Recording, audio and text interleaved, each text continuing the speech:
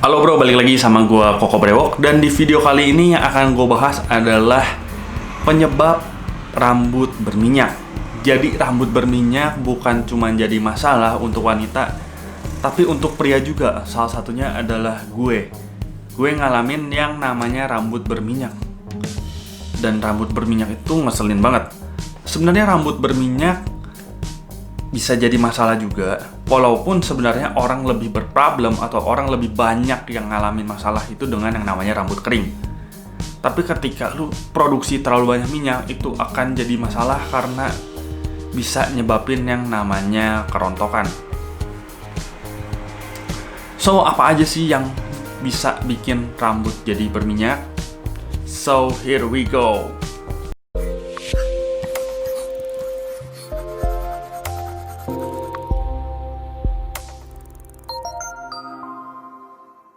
Oke, jadi kita bahas rambut berminyak. Sebenarnya rambut berminyak nggak bisa dibilang jelek juga, karena ketika terlalu kering kesannya akan kusam, tapi ketika rambut kalian ada minyak itu akan memberikan kesan glowing. Namun terlalu berminyak bikin rambut jadi lepek.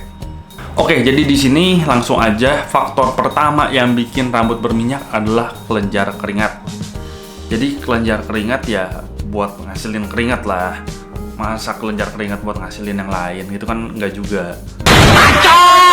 Ya ketika kalian ada kelenjar keringat, otomatis akan menghasilkan banyak keringat.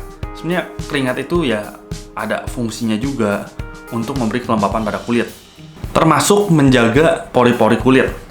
Nah di situ ketika kalian ada keringat juga, itu akan membantu masuknya bakteri. Jadi harus melewati si keringat. Itu keringat juga ada fungsinya gitu. Tapi banyak juga sebagian orang yang dia menghasilkan keringat itu over. Jadi ya cepet banget keringetan. Dan ketika menghasilkan keringat banyak banget. Kayak gue lagi bikin video ini aja.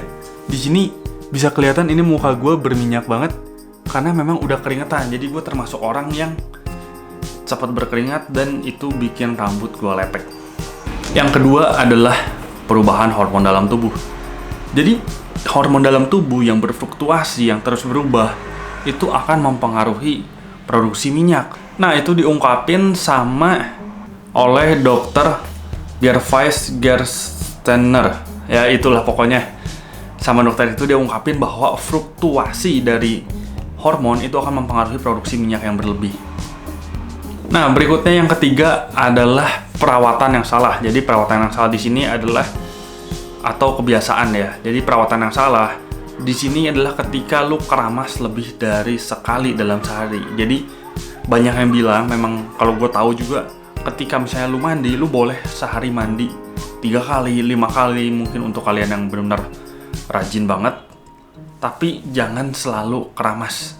Keramasnya itu sehari sekali atau sebenarnya 2 hari sekali pun masih dibilang wajar dan nggak jorok juga. Itu termasuk normal banget. Ketika lu perawatan terlalu sering keramas lebih dari sehari sekali dalam sehari, itu bakal bikin rambut kalian lebih berminyak. Atau mungkin kebiasaan garuk-garuk kepala. Misalnya kalau lu stres, lu gini garuk-garuk gitu ya. Lu sering garuk-garuk atau ya mainin rambut sambil garuk-garuk, mungkin untuk yang punya rambut yang agak panjang. Itu juga berpengaruh karena bisa nyebabin iritasi. Ketika itu iritasi, itu akan nyebabin produksi minyak berlebih. Makanya untuk kalian yang suka garuk-garuk kepala atau untuk kalian yang sering keramas, hati-hati karena itu malah bikin rambut makin berminyak. Hal berikutnya adalah faktor turunan. Jadi rambut berminyak juga bisa disebabkan karena faktor turunan. Ketika bokap lu rambutnya minyakan dan nyokap lu rambutnya minyakan dan lu minyakan, ya udah itu memang karena turunan. Jadi ketika orang tua kalian rambutnya minyakan, ya bisa jadi kalian juga minyakan juga, dan itu memang turunan. Nah ini adalah faktor kelima atau faktor yang terakhir adalah kegemukan. Jadi ketika lu kegemukan, kepala berminyak, sebenarnya minyak itu kan bisa dibilang lemak juga ya. Pokoknya ketika lu kegemukan, itu produksi minyak akan nambah, akan berlebih. Mungkin untuk lu yang nggak pernah gemuk, lu nggak ngerasain yang namanya kepala berminyak. Tapi ketika misalnya lu gemuk, lu ngerasain bahwa kepala lu berminyak, terus Di punggung itu kayak ada jerawat yang kayak isinya tuh putih-putih kayak minyak, di tangan di sini, atau mungkin di paha akan ada bintik-bintik yang kesannya kayak minyak gitu. Bukannya jorok, tapi ketika misalnya lu cubit, lu keluarin, itu akan keluar kayak minyak. Dan memang kayak gitu. Mungkin untuk lu yang gak pernah gemuk, lu gak ngerasain. Karena gue sekarang agak gemuk, dan gue juga sempat ngerasain waktu gue kurus, itu minyaknya beda. Ketika misalnya gue lebih kurus, itu bintik-bintik di sini, bintik-bintik minyak tuh hampir nggak ada ya, bisa dibilang berkurang banget.